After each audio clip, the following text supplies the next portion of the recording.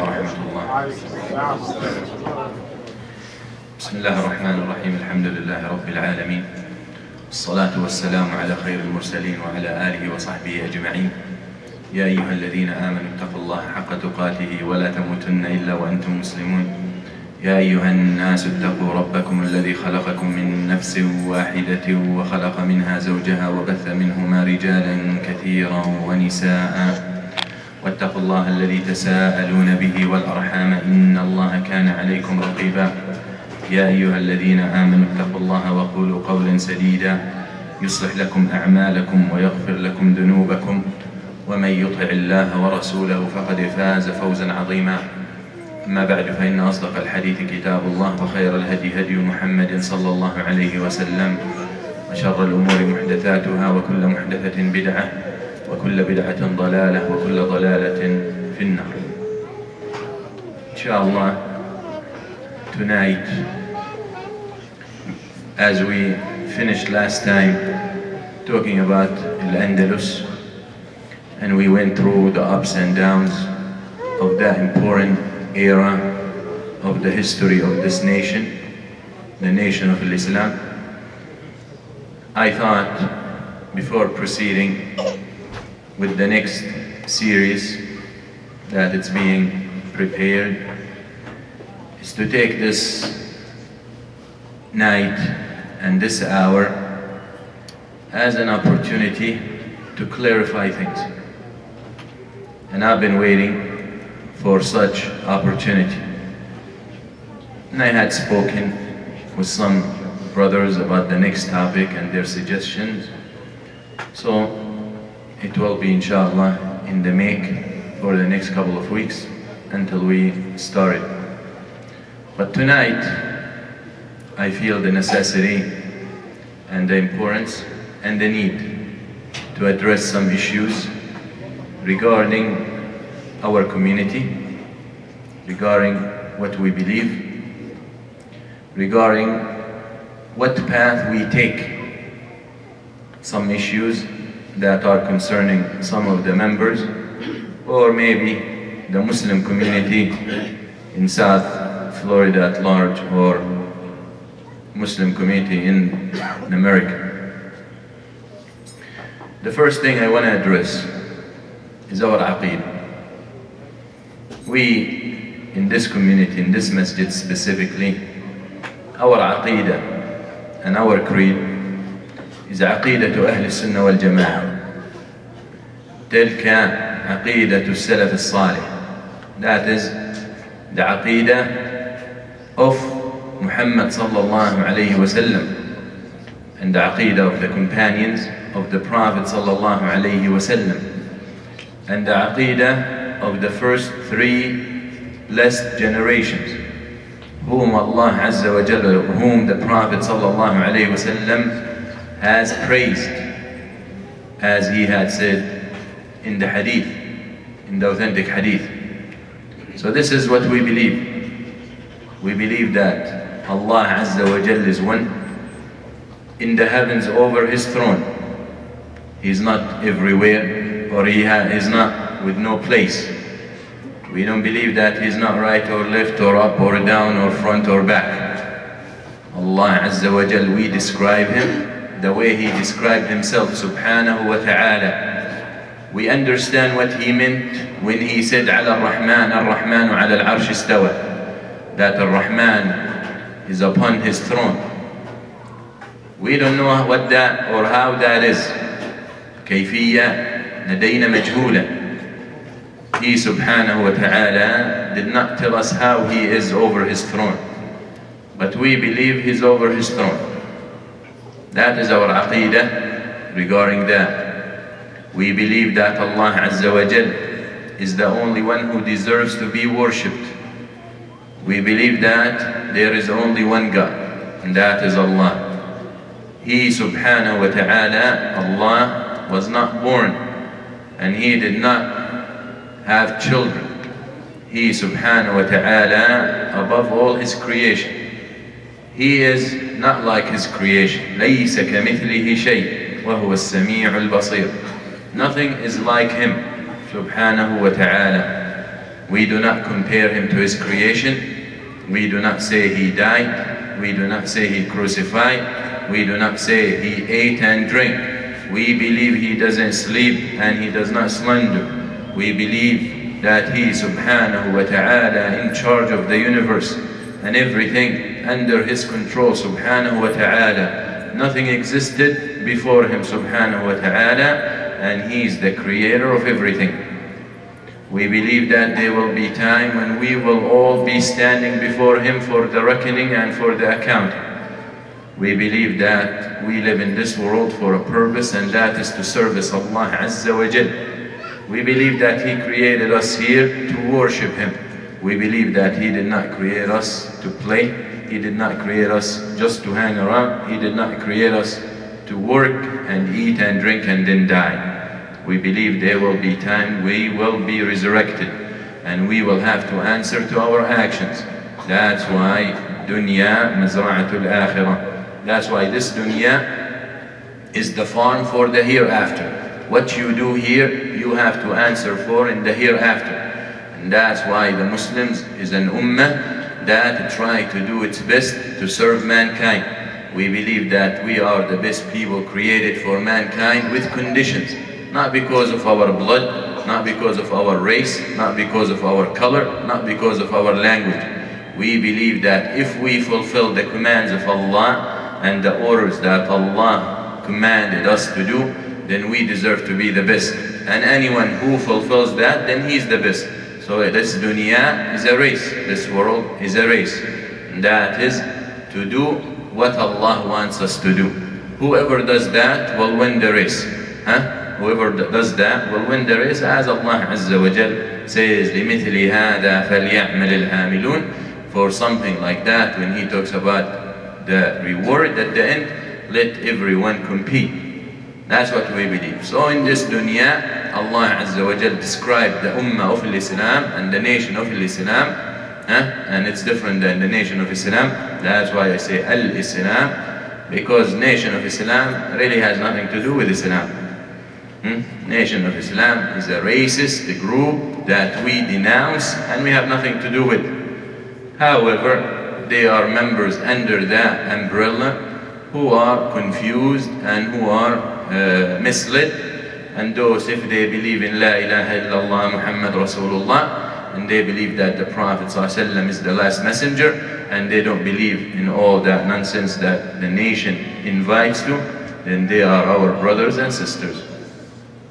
So this, our ummah, Allah Azza wa Jal describes in the Quran, كنتم خير أمة أخرجت للناس تأمرون بالمعروف وتنهون عن المنكر وتؤمنون بالله. You are the best community brought forth to mankind with conditions. We are not like the Jews who believe if your blood is a Jewish blood, you're special and everyone else is a servant to you and a Gentile. We are not like the Christians who say you can do whatever you want as long as you believe Jesus died for you. We are Muslims who believe in Allah, but we have to work to deserve the mercy of Allah. That's what we believe. We believe that Allah Azza wa Jal put us in this world to do the right thing. We believe that as long as we are alive, we have to strive to do the good and to stay away from the bad. We believe that as long as we are alive and we are Muslims, when we see evil, we must try to change it. When we see good, we will support it. We are people that should not be silent. That's what we believe.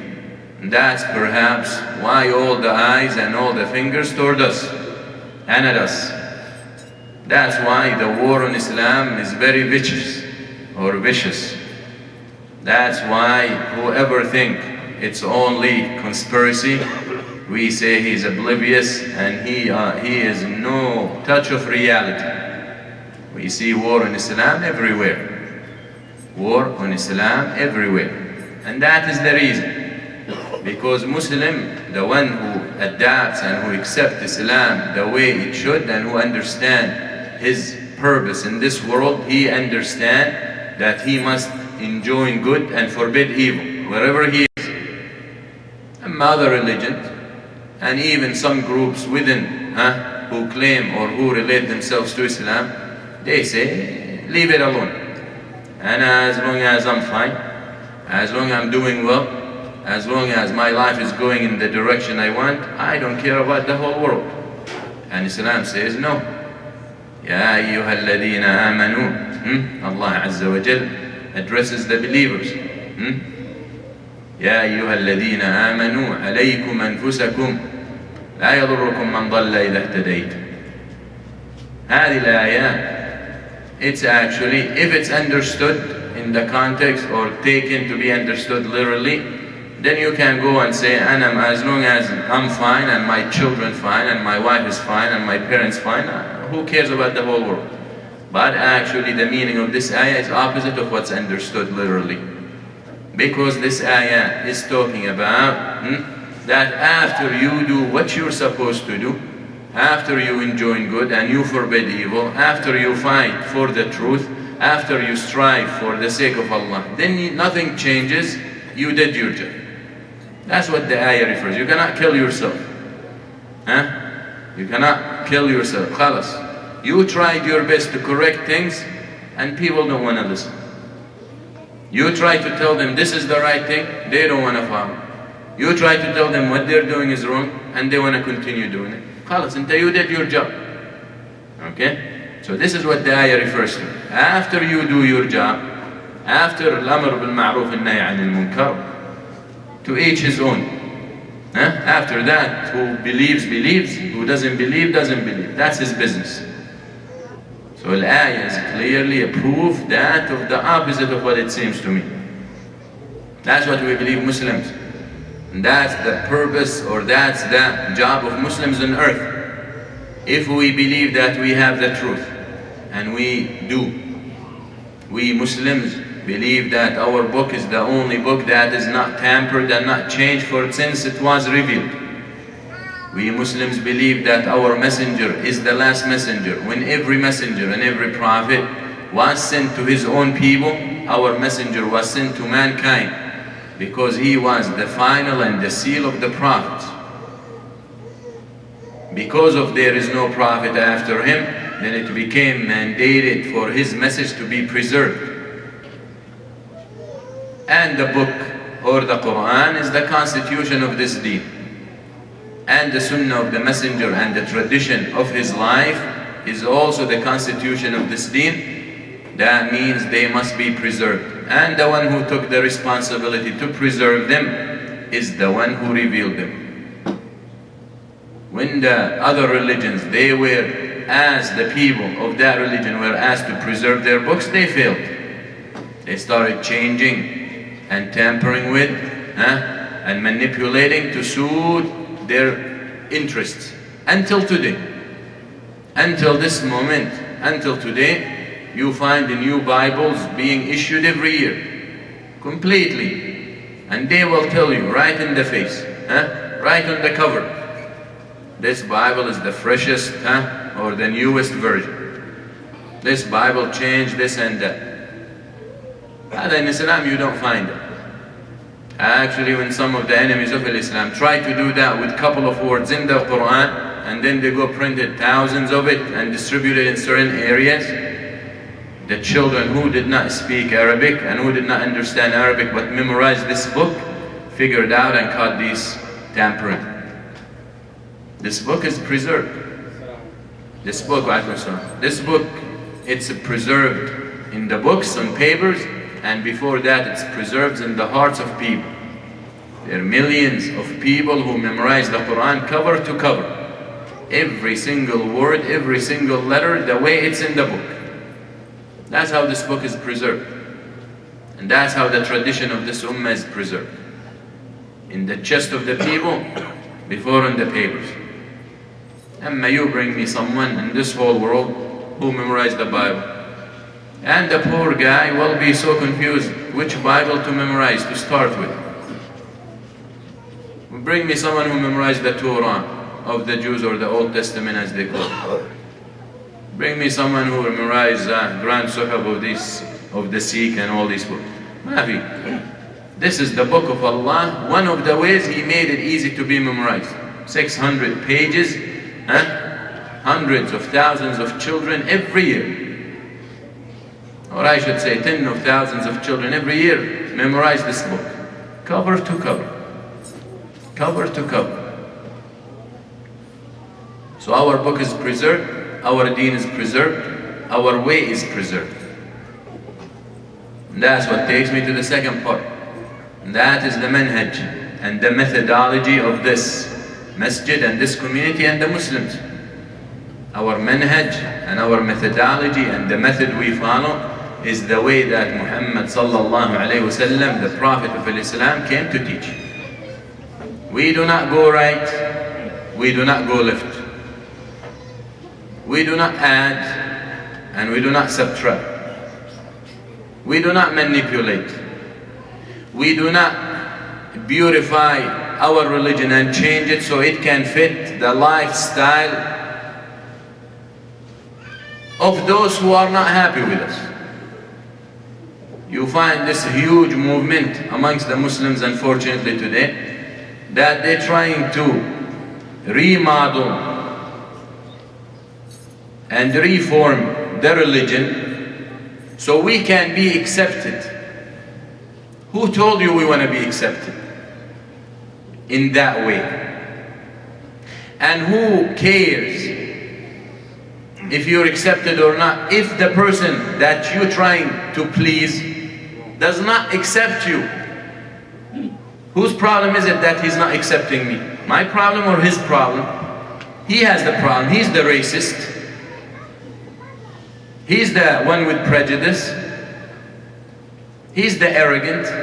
So why should I reform myself so he can accept me? And I say, if you meet someone who's arrogant, doesn't want to even look at you,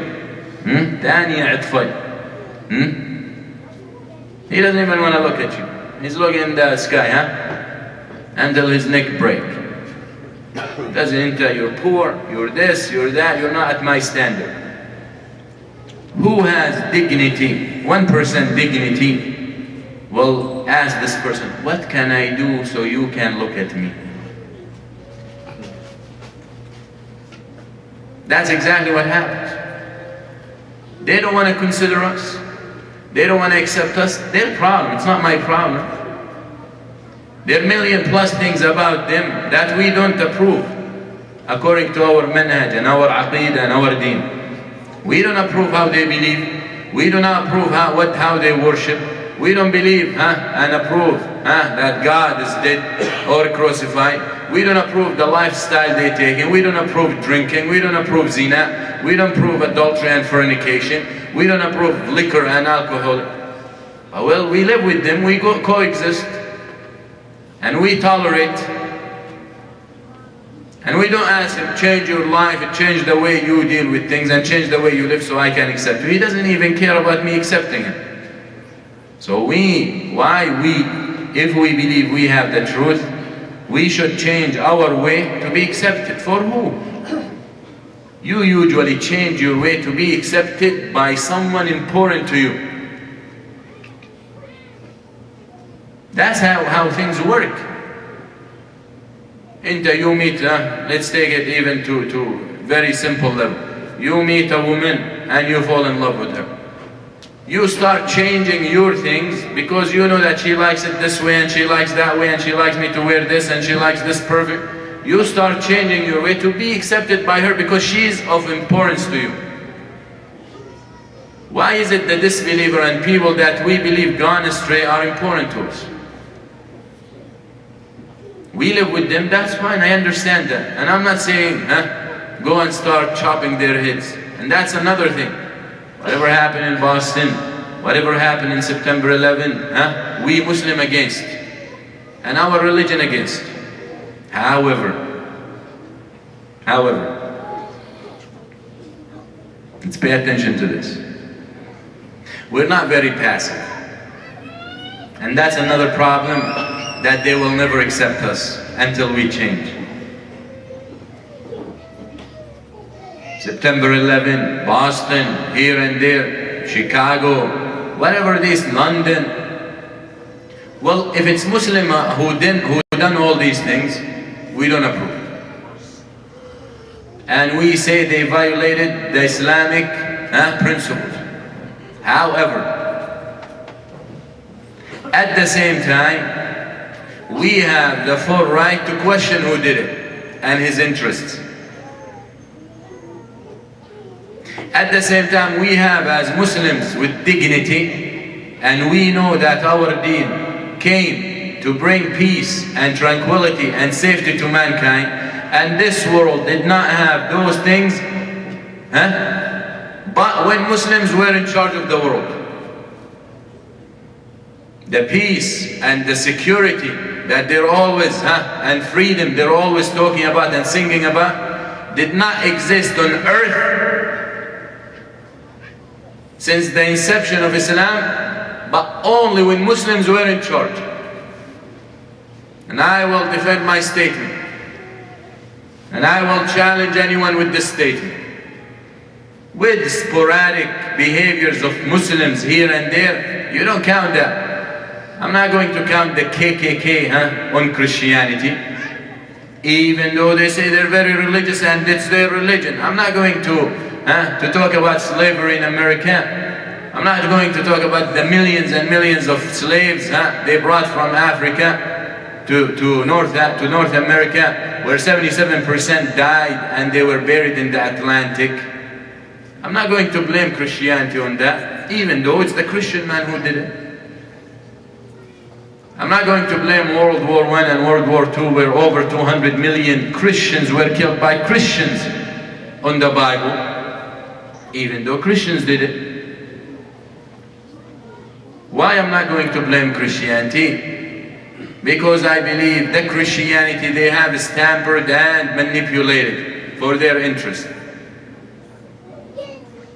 The original Christianity that Allah Azza wa Jal revealed to Jesus, we believe it's truth, and we believe it's Tawheed and monotheism and calling to worship one God, and it's a religion of peace. But they changed it, they played with it, they manipulated it for their interest, from the popes until the smallest clergy in the church. They changed it. That's why Allah sent Muhammad to abrogate it. To abrogate it, to override it. That's it.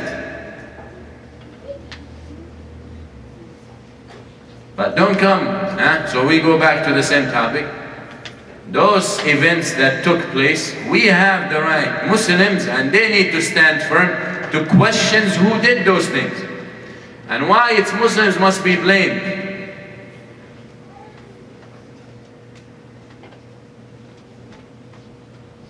Well, September 11,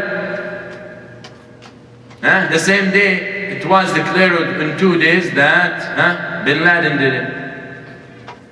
But this Boston, now you're still investigating and you don't know who did it. We question. Let's even assume Muslims did September 11. Who gave you the right to go bomb countries and Muslim innocent people? We have the right to ask. We have the right to ask why you invaded Iraq. We have the right to ask the Russians why you're killing our Muslim Chechen. We have the right to ask the Buddhists why they're killing our Burman brothers and sisters. We have the right to ask. And that's why we have problems. That's why they don't like us. But that's why we have chosen to please Allah over them. Because the only way to please them is to be quiet and live your life like a sheep and like a goat. Wherever they tell you to go, you go. That's the only way. Wallah asdaq min ay wahi. Allah is more truthful than any of those callers. Sheikh kada, Imam kada, Fulan kada, Alim kada, Allama kada. All these people, if they're against the word of Allah, they're worth nothing. Allah says, the disbelievers will not be pleased with you unless you follow their footsteps. That's what Allah says. Do not come and tell me anything other than that. If whatever you're going to tell me against this, then I will not take it. That's why the reform of the deen is a must to be accepted. So why you don't accept me because of who I am? Well, they're accepting gays and lesbians and homosexuals. Well, they're accepting people from all over the world. Why it's Muslims you're not accepting? They're accepting the Sikh and the Hindu and the atheists. They're accepting, all of them have the freedom to believe whatever they want to believe. What's your problem with Muslims? Why we are the ones who have to be annoyed in airports? Why we are the ones who are on no-fly lists? Why we are the ones on blacklists? Why we are the ones discriminated against? Well, this land is the land of Allah. It's not land of anyone, buddy. The earth belongs to Allah. So don't tell me, you live in here, and I'm respecting the law to start with. And most probably I respect it better than you. And most probably you are a burden on me in this society. Well, I work. And I'm a very successful person in my opinion, in my job. I went to college and I graduated and I have my businesses and I pay what I'm supposed to pay. Well, guess what? You're the one who's a loser, who's sitting home watching TV all day long, and I have to pay for your expenses, and you go sleep around to have children, and then I have to treat them, and then I have to pay for their treatment. So who needs to stay and who needs to leave? You look in this country, really, you find Muslims the least people causing trouble. You look in these countries, Muslims are the least with drugs and alcohol problem and child abuse and this and that. So give us a break. Yeah, we don't want a break. Leave us alone. Look at Muslims who converted in this country. Look where they were and where they became. That's what drives them crazy. A lot of Muslims convert in prison. You know why they're in prison? Because they committed something wrong. Because they committed crime. They come out clean and they live their life. Very good people, very good citizens, very productive. This is what Islam does. When Islam is given the opportunity to present itself, it will convert half of this country, without exaggeration. But they know the effect of this deen. This deen was not spread by the sword. There were times the sword was needed for people who raised their swords. But you look in the east side of the world, people became Muslims because of Muslim manners, because of the deen, because of what it invites to, because it's a simple religion that talks to the hearts and talks to the instinct, the normal and the natural instinct of people, the way Allah created them. That's why people fall in love in them. Wallah ghalib ala amrih, and this is the deen of Allah. It doesn't matter the war they declares, one time about terrorism and another war about women in Islam and how they're abused. Well, most converts are women. Most converts, Christians to Islam are women. Because our deen gives them what no other religion will give. No other system will give. Don't tell me democracy and freedom and women are equal to men and women are So if you are so concerned about women, so why don't you get pregnant once and she get pregnant once? Those men who call women unequal and the same and everything should be the same, the rights and the obligations and the duties and the responsibilities. Why don't you have your period once and she has it once? Will you do that? Will you do that? Will you get pregnant every other time?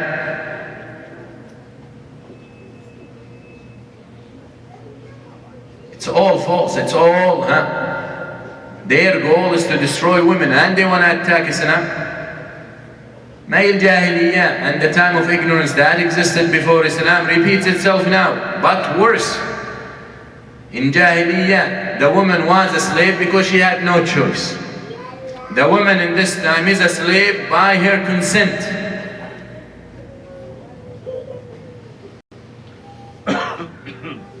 by her consent. Islam comes to change that. Islam comes, our deen is a way or something we need to present to the people beside prayers and fasting and spirituality. That is a significant part of Islam. That's how to connect with God. But the issue they have with Islam is Islam also fulfills the other aspect of life. Islam doesn't tell you go to the mountains and just worship God until you die, like other religions do. Islam doesn't tell you stay in the mosque and just worship Allah until يَأْتِيَكَ الْيَقِينَ. No. The way Islam came to talk about how to pray, how to please God, how to connect with God, it came to tell us how to do business, how to coexist, how to behave outside, how to do transactions, how to have manners, how to live in your house, how to live on the street, how to live at work, how to live in school, how to communicate internationally and outside and inside with Muslims, with non-Muslims, how to treat people, how to deal with this and that. Islam is a comprehensive and complete package. And it's a great alternative. That's why they have to fight. You tell me, which religion has these things? Which religion has complete financial system? You do whatever you want. Who were the disasters in the world today? For one main reason. One main reason, money. Money. All these wars you see for money. All the wars that you will see in the next few weeks, money. All for money. But why they fight Islam? Because Islam is the only one who can expose them and give an alternative. You see, there's a difference between come and pointing finger and say, this is a problem, and this is a problem, and this is a problem. Alright, we appreciate that. And between going, this is a problem and this is the solution. This is a problem and this is the solution. This is a problem and this is the solution. Only Islam can do that. In every aspect. In financial, in social, in governmental, every aspect, economic, anything you can think of. Spiritual, everything. That's why Muhammad sallallahu alayhi wa sallam, with no doubt, the greatest man ever lived. By the testimony of the non-Muslims before the Muslims. And whoever studied his life and still think anyone is better than him, indeed, he is either blind or stupid or does not want to see the truth. And Michael Hart, as I mentioned before, an American non-Muslim who wrote his book, The 100 Most Influential People in History, he says, I know the Americans will not be happy with me. But I have no choice but to put Muhammad, the Prophet of Islam, and we say sallallahu alayhi wa sallam, number one. Why? Why not Jesus? Why not Newton? Newton laws, they talk about Newton laws. Hundreds of years before, Muslims already written these in Newton laws. That Newton got people, and who were in the media to spread that he is the inventor or the discoverer or whatever. Muslim scientists and scholars wrote these laws before Newton's, 700-800 years before Newton. Who an apple never fell, but at the time of Newton, no one ever seen an apple falling. Oh, they tell you Newton figured out the gravity, because he was laying down under a tree and an apple fell on his head. So he discovered all the laws of gravity. Well, apple never fell before. Wallahi. Now Muslims, it's written, it's documented. Muslims wrote those. But khalas, they want to take any credit from Muslims.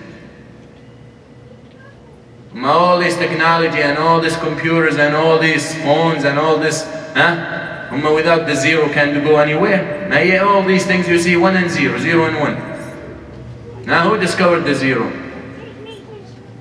Unfortunately, this is history that we talk about. And the Ummah failed after that to continue.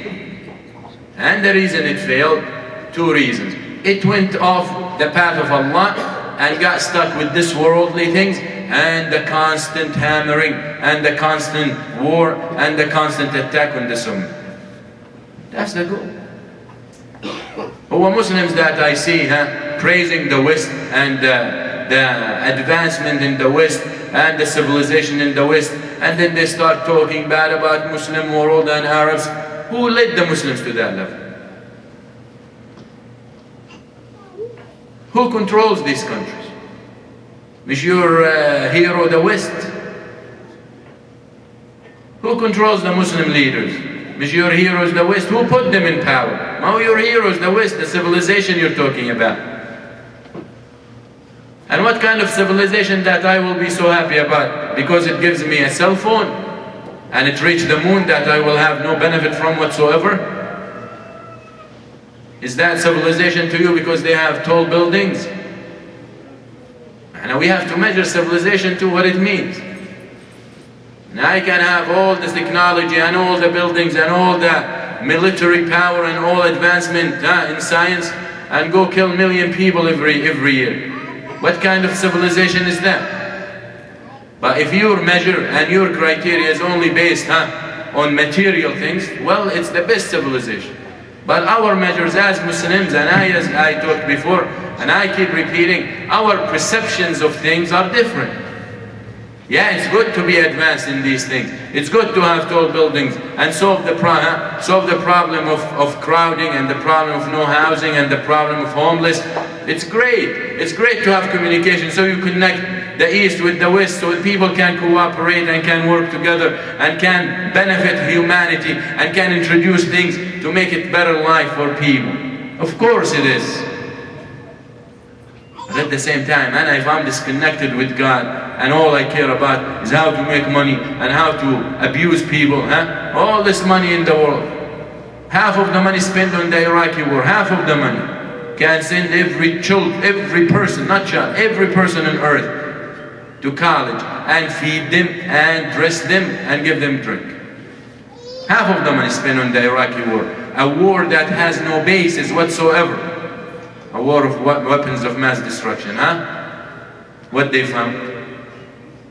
Half of the money spent there can feed and dress and teach, educate every single person on earth. Well, if they did that, I will consider it civilization. What civilization you're talking about? And I ask anyone who chant and always talking about the West is so advanced. Well, it is advanced in these material things, but it's so backward and so behind with the hearts, with spirituality, with connection with Allah. They're gone. And perhaps a lot of them, there is no way they're coming back. Well, then I ask one of those who are so amused and impressed by this, I ask him one question. If you got all this civilization, all this advancement, all this technology on one side, and you cannot protect your child, your 4 or 5 years old kid, from being sexually abused, you tell me what all that means. If the teacher sexually abused, and the father sexually abused, and the mother sexually abused, and the uncle sexually abused, and the grocery guy sexually abused, and the bus driver sexually abused, and the clergy in the church, and the priest abused, and the pope abused, you tell me what kind of civilization is that? You tell me what you would rather. Live in this advancement and this civilization while your child is being sexually abused every day? Or live in the northern pole with penguins and protect your children? You tell me. Then I will tell you how civilized you are. I'll tell you how civilized you are. Listen to this. I got you this.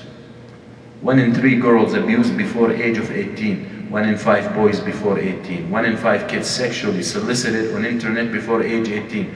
30% of abuse never reported. 70% 50% of all reported sexual assaults are on kids under 17. 90% of abuse victims are abused by someone they know. 20% of victims under age 8. You tell me, this is civilized society? Muslims want to change that. Muslims want to change that. Children are most vulnerable between age 8 and 12. 29% of all forcible rapes occurred when the victim was under 11 years old. 15% of sexual assaults and rape victims are under the age of 12. Imagine 10 years old being raped. Can you put your child in that position? Are you willing to kill the whole world to save that your son? Indeed you will.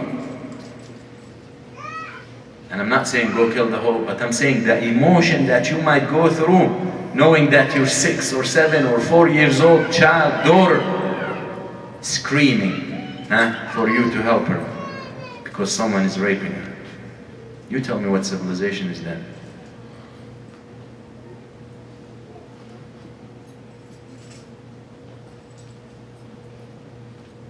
%60 of girls who had sex before the age of 15 were coerced by males averaging 6 years their senior.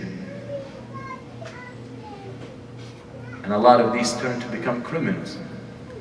And a lot of these turn to develop diseases because a lot of these develop mental issues, stress,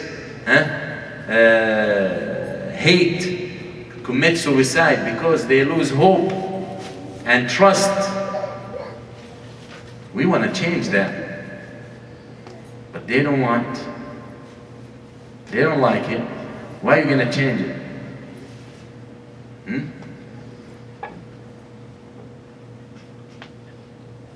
They don't care. That's why they don't like us. And I have this problem in my backyard. And really, you want to tell me you're so concerned about the Iraqi people, they need to be liberated? And I have to go fund Israel so the Israeli children can have better life. Where in my backyard, my children, American children, are being abused. Well, we're Muslims before Americans. But we're Americans too in this country. And we want the best for this country. We want the best, but at the same time, this country gonna keep sticking its nose everywhere. It's gonna just keep getting worse and worse. And honestly, the way I look at it, America is expired. This country is expired for the money makers and money masters. It's expired. Fellas, no one likes this country in the world. Wherever you go. The wars they created and this and that. So now they need to move somewhere else. If this country gets in another war, it's gone. And it seems they will. Who controls it? Government. You're supposed to serve the people in this country. Obviously you don't care. That's what we call for. We call upon you to help the American people that we belong, we are part of. We don't want to blow up anyone. We have no interest in this, and I believe it's very, excuse my language, very stupid and very useless and very ridiculous. Go blow up people in Marathon and people who are in their working job or in their jobs. What's the point? It's nonsense. We're against that. But at the same time, we want to really, I believe these things, blowing up here, blowing up there, these are symptoms. Even the medical system and the health system in this country is based on that. It's based on treating symptoms. These are symptoms, meaning these are results of undermining diseases. They're diseases. That if I'm gonna get so stuck with the symptoms, if someone has a fever, most of the time, there's a fever because there's underlying problem. Someone get headaches all the time. I can just keep giving him painkiller for his headache. Will it be wise for me to check? Maybe he got something wrong in his head. Maybe he got a tumor. Maybe he got a stroke. Maybe he got whatever. But they don't want to do that. Because if I can pinpoint the problem from the beginning, then specialists will not benefit. It's a mafia, even in the health system. So when you look at these things, bombs and all that, we as Muslims, because we see from different perceptions, most Americans will saw Boston, saw the bombing in Boston. How did they react? Let's say even a Muslim did, okay? They're gonna just hate Muslims more and more. And they might attack us, and they might vandalize our masajid, and they might attack some of our women and some of us. Is that the right action?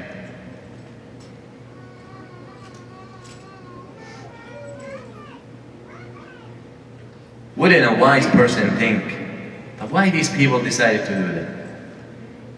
Yes, if someone did that, needs to be punished, but why did he do that? How many Americans do you think will ask this question? Why did he do that? Very few. So this is what we call for. We call to change the policies. We call that Muslims are way better and better than you, better than the way you try to promote.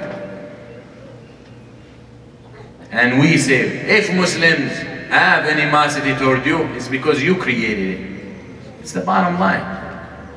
We're not going to be scared, and we're going to be, this is what's going to solve problems. I'm staying quiet, and all I can do, I send my prayers and condolences to the people who got, to the victims of Boston, and I think this is an evil act. Well, nice of you, that's very cute. But what did that solve? Most leaders, Muslim leaders across America, that's all they did. We send our prayers and condolences. And I want to ask, what did that achieve?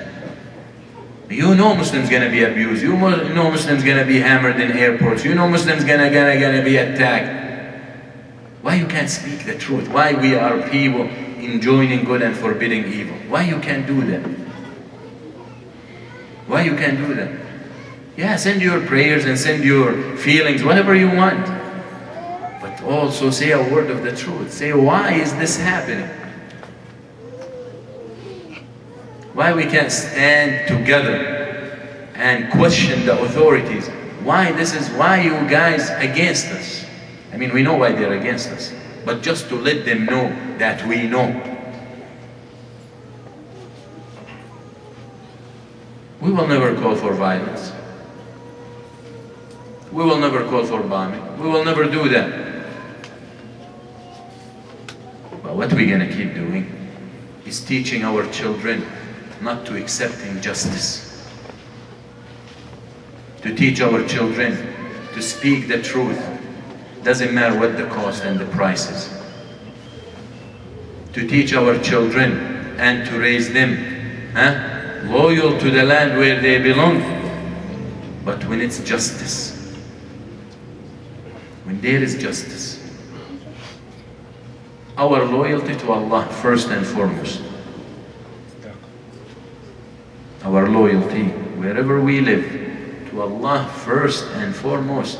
As I said in the beginning, I said, we are here to worship Allah. Mashi? So our loyalty first and foremost to Allah.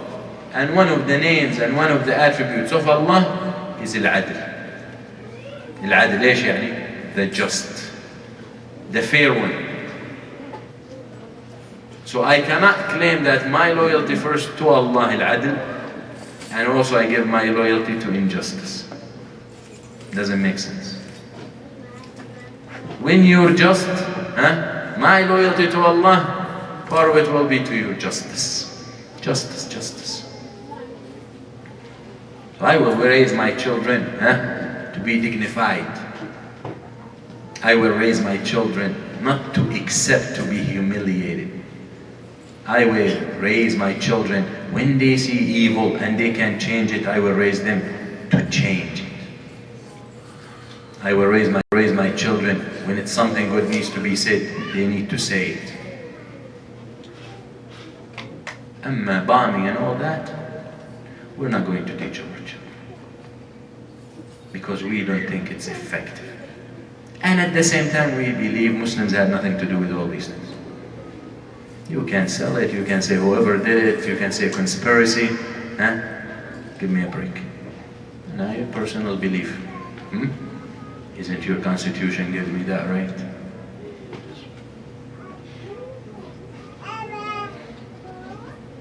And it's not my word. Many Americans today, scientists and experts and engineers and physicists, they're coming out to say that. They're coming out to say it's impossible for these towers to fall like that.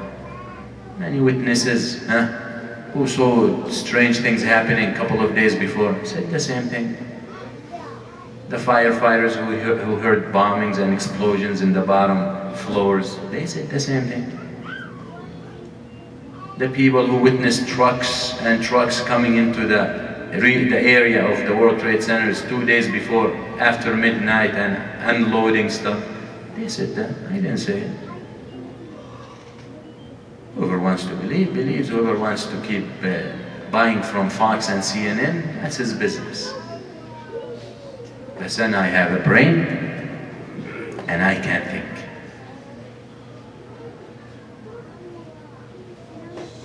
The system in the West, the education system, from kindergarten even before, until after college, is to enslave the mind, to program the mind so it can think in one direction. That direction is what I will feed you. That's it. That's it. Anyone who tries to go off tangent, that's when they suppress. Well, we have the Quran and the Sunnah, and you cannot suppress us. We're good people. We're good citizens. Alhamdulillah. Most of us never been arrested. We never got in trouble. We never got in problem. We never caught us out with this or that. Because that's our principle. We are good asset to your country. We balance the devastation you have in your country. We balance the children who don't know their fathers in this country. Our children know their fathers. That's why our women and our men don't sleep around. Because we want our children to grow up knowing who their parents are. We believe that mind and brain and intellect is a blessing from God. We're not going to lose it even momentarily by intoxicating ourselves. That's why we don't drink. Simple. I want my child to say my name, that his last name, and he's sure that it's his last name. I don't want to buy DNA test from CVS so I can make sure the child in my house is my own child. You guys, I talk about this. Billboards. And subhanAllah, you find them in areas, certain areas. You're not sure of the child you've been raising? That's the billboard. You're not sure that is your own child? Well, with a small test, $47, you can know. That means they're telling you you're not sure of the woman that you live with. If she because it became the norm. Because adultery became the norm. Because it's cute to be gay. Or actually the sticker said, it's cute to be straight. So now being straight is cute. That's the society we live in. So there must someone who's gonna stand and say the truth. The only way you're gonna be accepted, very simple. Accept their shirk, accept their adultery, accept their fornication, accept their liquor, accept their lifestyle, accept their cheating, accept all these things. I have no problem with that. And we hear Muslim leaders who say, I respect your religion. No, I don't respect your religion. And my religion says God is one. Your religion says God is killed. How can I be sincere to my God and at the same time respect your religion? and I will coexist with you, I will tolerate you, you have your right to choose your religion, but I'm not obligated to respect your religion, because it doesn't make sense. If someone curses your father and your mother day and night, will you go to him and tell him, I respect you, I respect your opinion about my father and mother? Will you do that? You won't do that. For us, Allah is more important than father and mothers. Someone says, Allah was crucified. Allah was in love with a woman. Allah was eating and drinking. Allah was sleeping. How could I respect that? I don't have to respect. He himself, he says, I will go to hell if I don't believe in his way. So what he says, you're only saved if you believe in Jesus Christ, that he died for you. I don't believe in that. So how can I respect a religion that tells me I'm in hellfire? He does not respect mine. Doesn't matter how much he says. Saying something is one thing, and believing in it is another thing. And I'm talking about believing. I cannot believe in two opposite things. They cannot come together. If I believe Allah never dies, and you believe Allah was killed, make sense? And I don't have to come and tell you I respect your religion. I'm not going to tell you your religion is wrong, which I believe your religion is wrong the way you believe my religion is wrong. I don't have to say that, but I'm saying, clarifying the picture. That's what makes things different. That's what makes you differentiate you from others. I will coexist, and Islam is the best example and provided the best frame for coexistence. The Jews lived fine with the Muslims, the Christians lived fine with the Muslims, the Hindus lived fine with the Muslims, all religions lived fine with the Muslims, when Muslims were in charge, in Muslim land. But when the picture turned around, we talked last time about the Spanish Inquisition. And that is only like a drop in an ocean, what the Christians did to the Muslims. I'm not going to blame Christianity, I'm going to blame these people. Because I know they have nothing to do with Christianity, only by name. And that's out of justice, that my religion teaches me. This is what we believe. This is the path we take in this community. And I believe this is what most Muslims believe.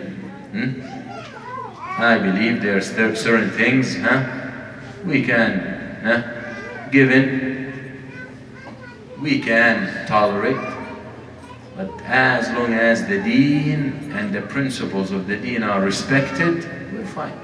We are open for suggestion.